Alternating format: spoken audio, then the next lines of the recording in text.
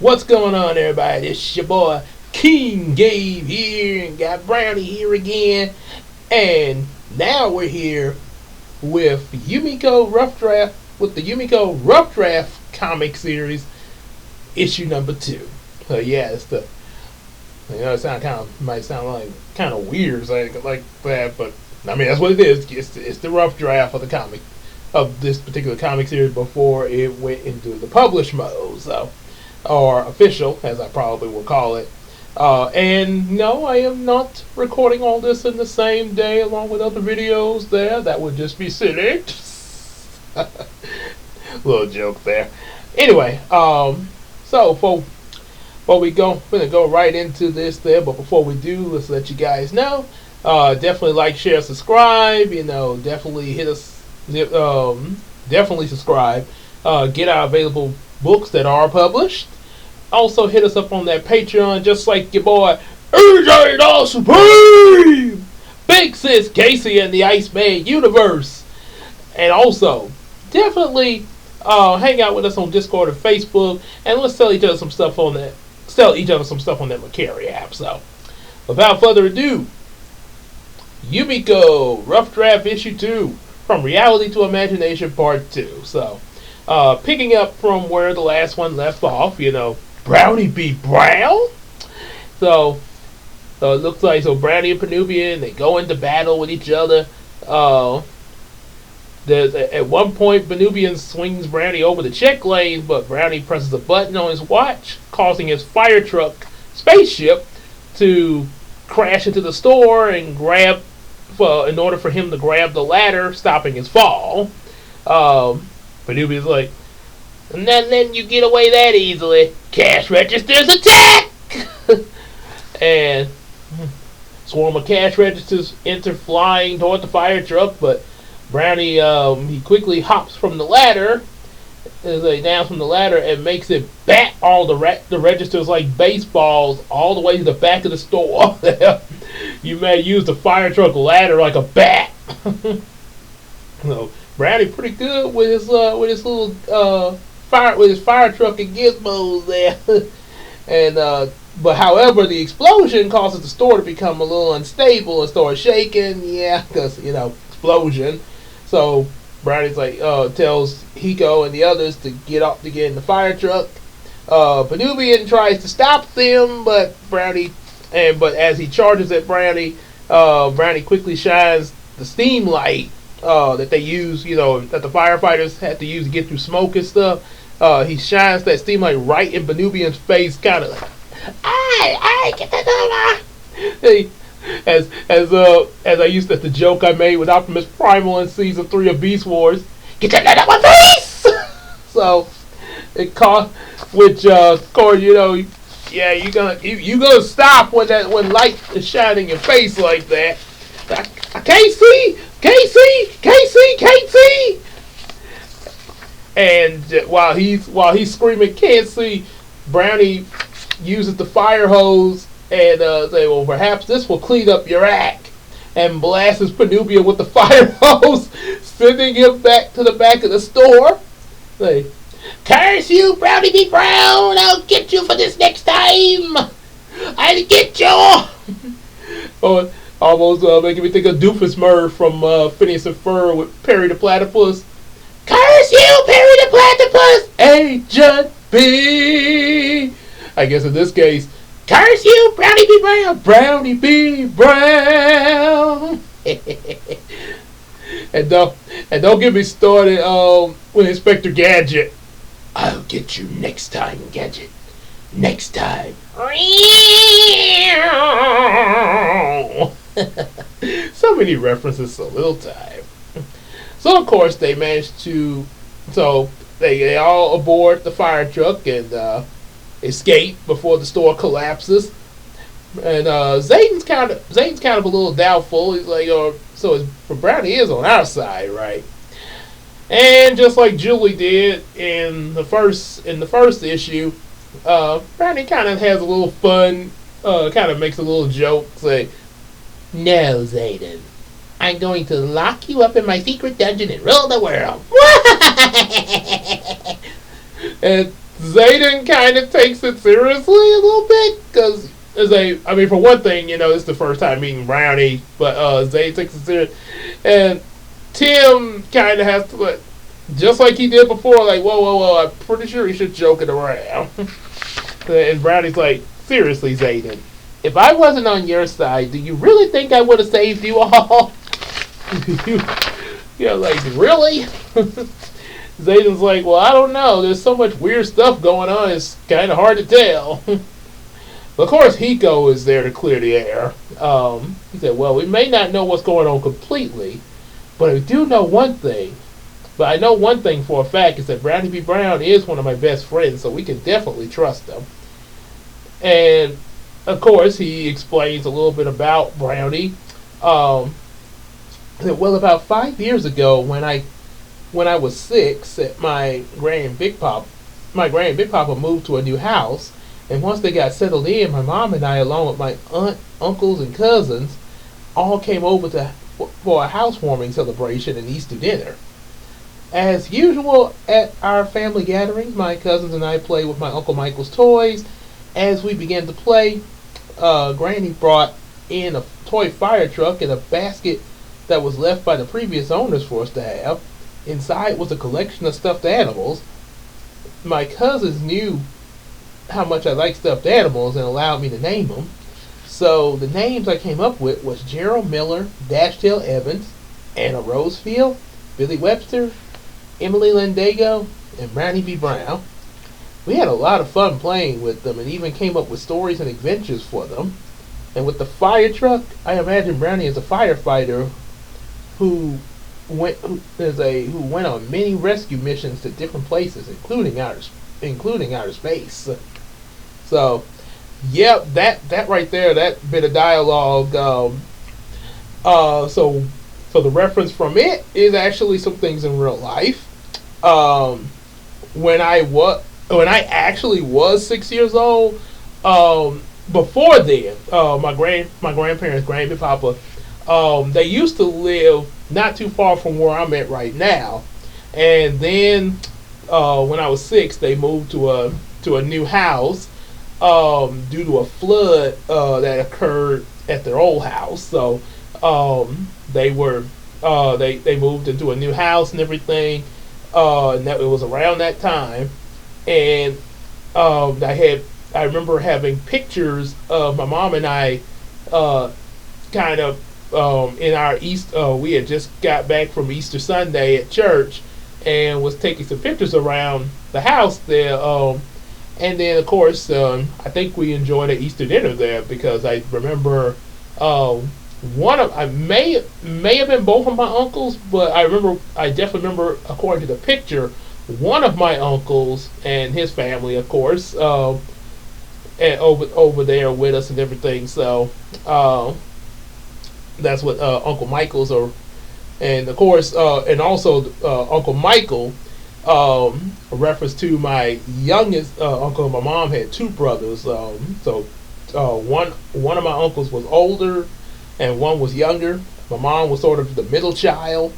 So the youngest uncle, her younger brother, he had quite a bit of toys that I don't know if they're still there, but they were left at Granny and Papa's house, and me and my cousins would play with them when we were over as little kids there. And I don't think this was one of his toys, but the fire truck that I mentioned in here, I think it may have been one of his toys, but I do know that the plush toys, like Brownie here, that the plush toys were not from him. I'm not sure where Granny Papa got these plush toys from there, but I remember they were in a big basket in the den, and Brownie was in there. Of course, Brownie did not have this body. This was not the body he had when back then. Be right back. So this right here was this is what Brownie's old body looked like. This is what was in the basket of toys. It's Brownie, and okay, I was just noticing something with his eye here. Uh, oh well. But anyway, this is what Brownie looked like back then. He actually, um, now these eyes here, he had a different set of he had a different nose and a different set of eyes. When we first got him out of the basket and everything. However, years later, over time, there was one point where my cousin Tiffany had him, and her and her sister, they say something. They say somehow this is what they told me. That somehow something happened with Brownie. I think involving their dog, their actual dog that they had. So, so they had to sew. So he lost his nose, and they had to sew this on. And some point after that, his eyes, his eyes were lost. So that's why we had to glue these in right here. So yeah, this old body's been through quite a bit here. Yeah, and of course this is his new body that you guys have been seeing a lot of on the cover of the first Yumeko book, as well the novel, as well as also on his when he first started his old YouTube channel. When he first started doing Brownie reactions and stuff. This is what he is right now. This body came from Build a Bear. They did a real good job with him and everything, with his new body. So I guess it's sort of like almost kind of make me think of the Transformers logic. How sometimes like they had like all of a sudden Brownie got reformatted here, or kind of like Pinocchio. The not the Disney version, but the original Pinocchio story, when he finally became a real boy. He his he when he became a real boy, had a soul and everything, but his old puppet body at the end of the story was shown on the floor, lifeless. So I guess Brownie entered his new body. He left. This one is now, it's just like an empty shell there. So at least that's how I like to think of it there. So now you know what Brownie's come from here. And I used to in his old body, I used to put him on top of the fire truck and drive him around and stuff like that. That's how I got the idea of Brownie being a firefighter. Yeah. So make it just see something there. Yeah. Yeah, it's almost like the white in the eyes of the old body starting to turn red a little bit here. Maybe from the glue used on it. Oh boy. I sure hopefully the old body doesn't come to life and all of a sudden it'd be like evil Brownie. Uh-oh. Yeah, that was, of course I do have it. I do have plans for a dark Brownie though. Yeah, I do have some plans for that later in the novel series, so who knows that. And then of course so of course this is where they find out that they're in Yumeko, because Julie asks about did the other plush toys come to life like Brownie did. Brownie explains through the magic of Hiko's imagination here in Yumeko. So yeah, like I said before, they thought they were still in the real world and everything, but they're actually in Yumeko. So just so happens they pull up at his grandparents' house, Brownie's grandparents, and Brownie he says that he's going to say his grandparents' house, and he said, well, let's first let's kind of rest for a little bit, grab a bite to eat, and I'll explain more later. So they all come out. They're greeted by Brownie's mother, Violet, So she's glad to see him and everything. Brownie explains to her what happened about with his crew and everything, Benubian and all that, and also the kid Hiko and his friends being there. Um, and Violet mentions about I guess that explains. Hold on, let me go back a little bit. Flip the page too quick. Yeah. She said, "Well, I suppose that would explain how you kids got here, along with the other children." Like other children. So they go inside, and turns out you see a girl. This is where you see Melina. She's making some vanilla chai tea. By the way, that's a really good drink. I haven't. I think now they do have it at my store. Vanilla chai tea. I have not tried it at my store yet. Like this, I guess the Bolt House brand. Maybe I might one day. And what I'm talking about is sort of the like cold chill version. I think like so like like drink like drinking coffee. Like drinking iced coffee. I think. But anyway, I haven't tried that version, but I have tried the how Brookwood has it, sort of similar to something like from Starbucks there, and it's pretty good. So yeah, I'm definitely maybe if I ever think about it, as Mike Epps say, give me a chance to think about it. So if I think about it, I'll definitely try that out there. Maybe that might be another review. So so yeah, he's enjoying some vanilla chai tea. Now I gotta get some of that when I go to church at Brookwood there. Say, be kind of sipping on while I'm hearing the sermon and everything. So Melina's is enjoying some of that. And Tim and Julie recognize Melina because she's an old friend of theirs, and of course they introduce her to they well actually when she notices Hiko, Brownie, and Zayden, and she mentions that that Brownie's mother has told her about them, about Brownie. Well, actually about Brownie and Hiko. But this is and of course Zayden introduces himself, also flirting with her as well. It's sort of like how Brock does in Pokemon. Whenever pretty much every girl he sees, he pretty much turns into Johnny Bravo. Like Zayden Walker, charmed to meet you, sunshine. Even kissing her hand.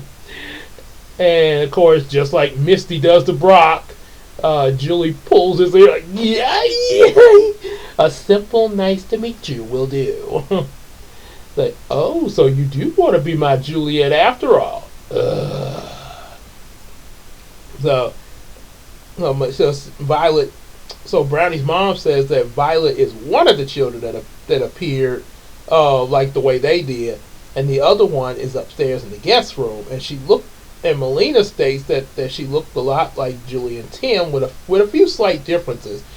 And first thing comes to Hiko's mind is Naomi, and he zips up to go find out, and yeah, just like he guessed it is her. And of course, back downstairs, they started cooking some breakfast and everything. They get ready to. Oh well, Brownie's mom starts to cook them some breakfast and everything, and of course, Melina wants to help out and everything. A few pages here. So Hiko gets upstairs where Naomi is and sees Naomi asleep in one of the guest rooms upstairs. And she kind of starts tossing and turning, and she's a bit frustrated in her sleep, trying not to cry. Like, where are you? I can't find you. Like, and Hiko thinks to himself, what if she's looking for me? And of course, he starts kind of daydreaming, imagining himself as the prince coming to awaken Naomi, her like Sleeping Beauty. Of course. And to awaken her with a kiss. And Brownie just so happens to enter the room just as Hiko is holding Naomi's hand, but kind of hesitating to kiss her out of nervousness. Yeah, kind of another reference of when I was. Now I think it might would be a little different in the published version, but I'll confirm that when we get to that eventually after going through these rough drafts.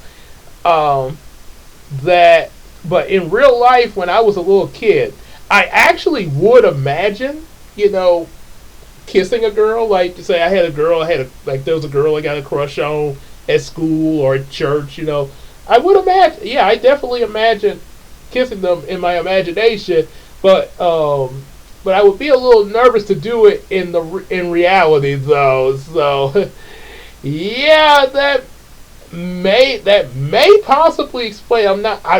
I'm not saying for sure, but that may explain, depending on when this happened. That may explain why I didn't kiss this girl back when I was in high school and also working at Kroger. Back, not the one I'm working at now, but a different Kroger. Again, back in high school. This may have been kind of like when I first started there. But there was this girl that I started talking to, and I'm not gonna say her name, but I started talking to her, and it was kind of, like we may be boyfriend girlfriend. It may happen or something like that. Yeah, it was sort of in that maybe stage there, but there was this one day she came in the store, and I saw her and everything, and I'm not sure where I was heading, but I saw her, and I went up, I spoke to her and everything, and I kind of got to talking to her a little bit, and when I was talking to her, I didn't think about what I was doing, and I just kind of randomly put my arm around her, which this is also referenced in something else later, but I'll get to that in some later video. But anyway, I put my arm around her as I was talking, and now you would think, since we're not officially in a relationship or anything like that, we're just still between friends and maybe possibly going, that she probably would have probably would have removed my arm or something like that. I'm just saying, you're like, hey, we're just friends right now, kind of thing, friend zone, you kind of thing. But instead, she was like this, like, all kind of leaned over. So, and like I say, I apparently I was clueless to this, as I've stated once before about this whole thing of guys always going after the girl that sometimes doesn't even have an interest in them, but they completely overlook the girl that is interested in them.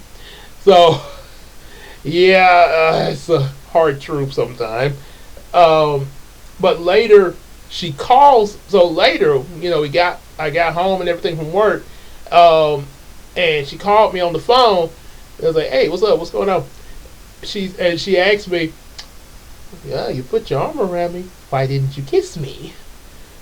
I was like,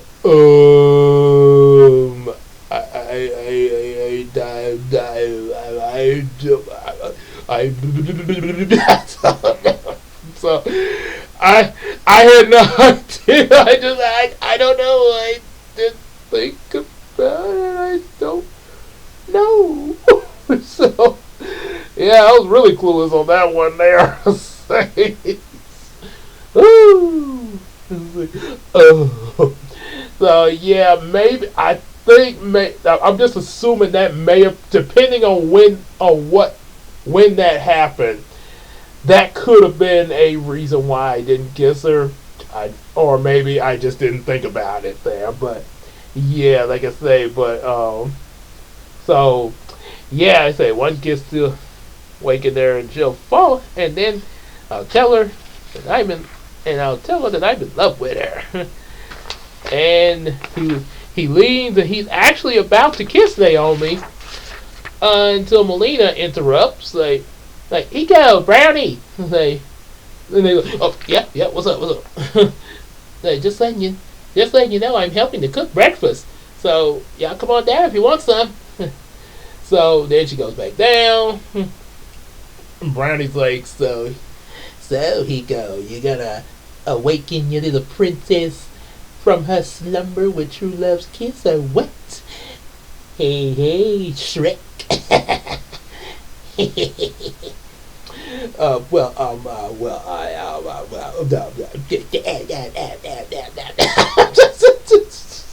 That would sound like Will and Uncle Phil. It's like, Philip, you do know what today is. Yes, I do, Vivian. So,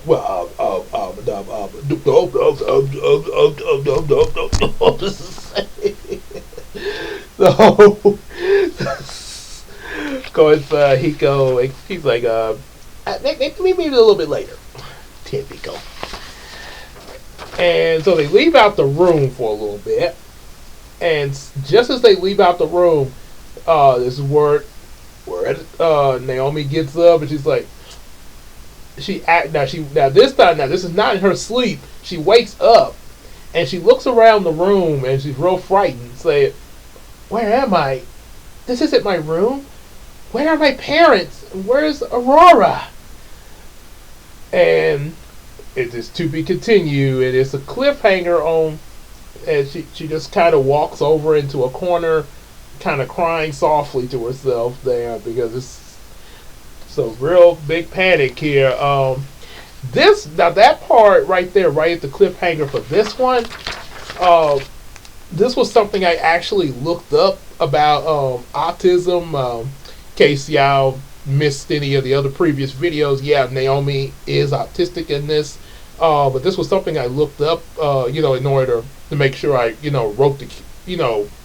wrote the character right, and I didn't, didn't have somebody come and be like, "Oh, that's not how it is. You did it wrong," or either be offended, or keep, from anybody being offended by it or anything. But and also my character has ADHD, so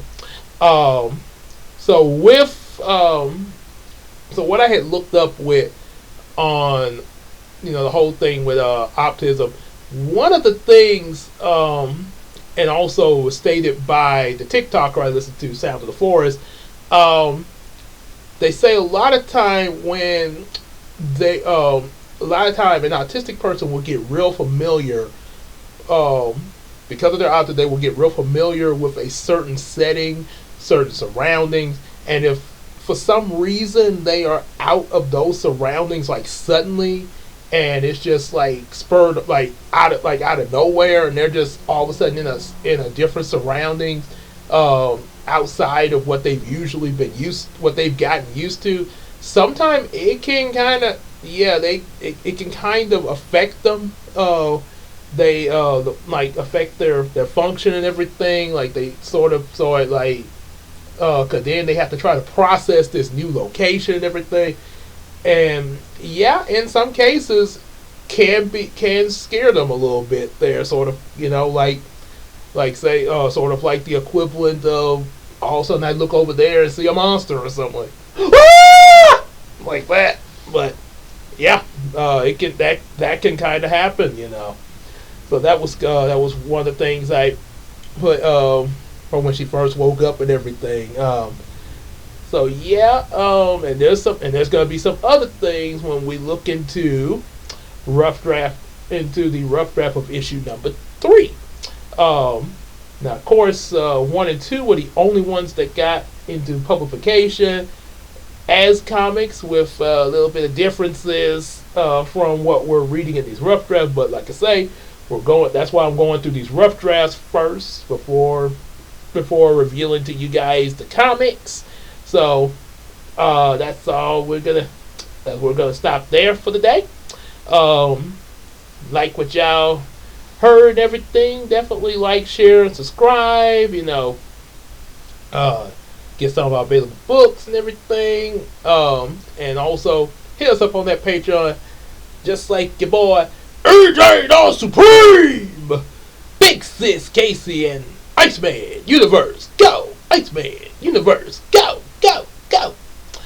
And also, definitely hang out with us on Facebook and Discord, and let's tell each other some stuff on the McCary app. And with all that said, we will see y'all in the next video. Take care, everybody.